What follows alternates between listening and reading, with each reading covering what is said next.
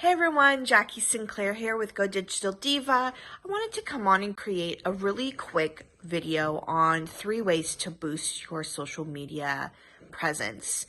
During this weird time that we're in right now, social media has become a really integral part of not only our businesses, but our day-to-day interactions now that we're not able to go about our normal ways of seeing one another. So it's really important that we are active and that we're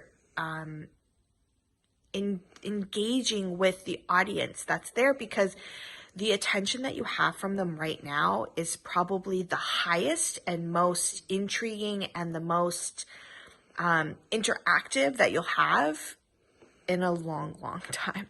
So capitalize on it now. And I want to offer you 3 things to kind of help with gaining that visibility and boosting that presence that you have.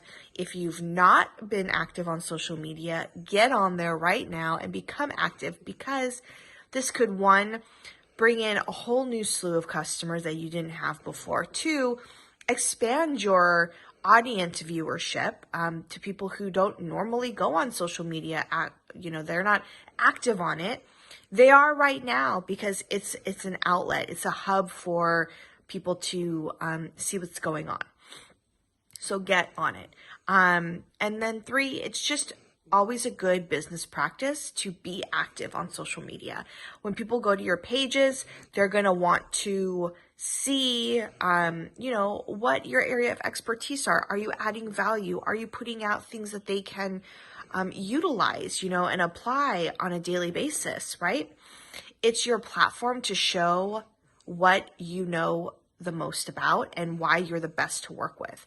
So you should be utilizing that. So the first thing is you need to connect with your audience. So again, this is a really golden opportunity for you as a brand. If you sell a product, if you have a service of any sort, this is a really great opportunity for you to go on and connect with your audience, similar to what I'm doing right now. So I know that people are out there trying to figure out ways to get on social media because they haven't been, and they know that they need to be. My area of expertise is social media. So this is one of the reasons why I'm putting this out. My customers, my prospects, anybody who might not have been thinking about social media, who now is, they might find this and think that it's very helpful. And eventually they might come back and utilize me for services. So it's like a big circle that you just need to kind of think of big picture wise. So get on and talk about what your area of expertise is. Talk about, if you're selling a product, what the pros are about that product. Why is it helpful? Why do the people need it in their lives, right? Create open-ended questions so that you can start a conversation with your audience. Those are all ways to kind of help boost that engagement, so that you can start getting that conversation going, right? It's really important that you initiate it. And you never know who is going to engage with you. So don't ever assume that your person's not on, or isn't going to respond. You should go ahead and just do it and see what happens. The next thing is creating chat times. So it's really, consistency on social media is really good, because people want that routine. So they want to know that every Monday morning you're going to be going live on Facebook, on Instagram, wherever it is. And they can catch you there. They want to know that every Thursday afternoon you put out a new blog, and they are waiting for that. Maybe it's a new recipe. Maybe it's something, if you're a, homeschool parent, maybe it's something about teaching your children. Stuff like that builds your viewership really strongly.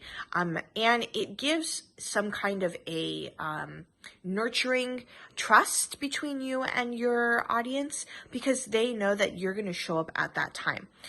You know that they're relying on you, and it's a big driver to continue and stay consistent with doing that, because more than ever right now, people want that interaction. They're craving that non-isolated community.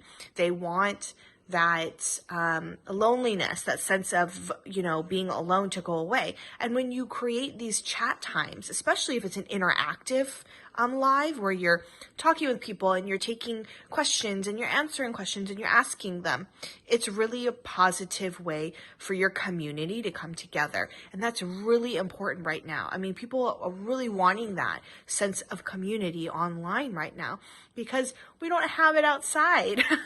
We're lacking it. So this is a super, super time to start creating that. And the basis of that comes from you making time to show up for your people, creating those chat times, creating those ways that people can come and see you, and then segueing into other ways that you can be worked, that they can work with you. And then the last thing I want to tell you about is blog posts. So tying blog posts into social media channels that you have across your accounts. So tying a blog post into Facebook, Pinterest, LinkedIn, Twitter, Instagram, putting it out there for everybody to know. And really making that blog post like the foundation of something really educational for your audience. That's going to be a really great value and really great content that your audience will just love. So it's important that you think about the pain points that your audience has and the things that they might want, especially during right now. This is you have a lot of time to brainstorm and to write. So this is a great time to do batch content, creating 5, 6, 7 blog posts and then scheduling them out every 2 weeks or every week, whatever your schedule is. And really just taking an idea and expanding on that to create the blog, and then creating a post about it, creating a video about it and putting it out there. All of those are ways to tie in back to your website. And that's really what you're looking for. You're looking for people to go to your website to explore what they have available, whatever downloads you might have, blog posts you have available, ways that maybe they can work with you in a simplified way right now, access to your other social channels that they might not have known you have. If you have a YouTube page, if you have Pinterest, all that stuff. This is all available to you through your website, but you have to funnel people there. And a way of doing that is taking that one little piece of content and sprinkling it around all of those social channels. And once you're able to accomplish that, then you're really going to have that social media cycle completed. And that's really what's going to create something that you can repurpose and consistently use. And again, taking that little piece of content and making it into a bunch of different things. And I can do a video on the social media cycle so that I can talk a little bit more in depth about it and how it works. But for now, those are 3 things you can do. You can create chat times, show up for your audience. They are going to need you right now more than ever. Create blog posts and put it out on the different channels so that people can get a bigger chunk of content from you. And all the people on the different platforms that are following you know where to go to get that. But then also the last thing is really connecting with your audience, taking the opportunity right now and really being there for them, talking to them, helping them through this time, supporting them. Those are going to be 3 really important things. And I know it's hard for a lot of online businesses or people that sell products to show up online and show up live. You don't have to show up live. You can create a video like what I'm doing right now and then upload it later. That's definitely something that is totally fine. It's just giving people the opportunity to get to know you. And right now is that key time to do that. So use these 3 things and get out of the comfort zone a little bit and try something new and see what happens.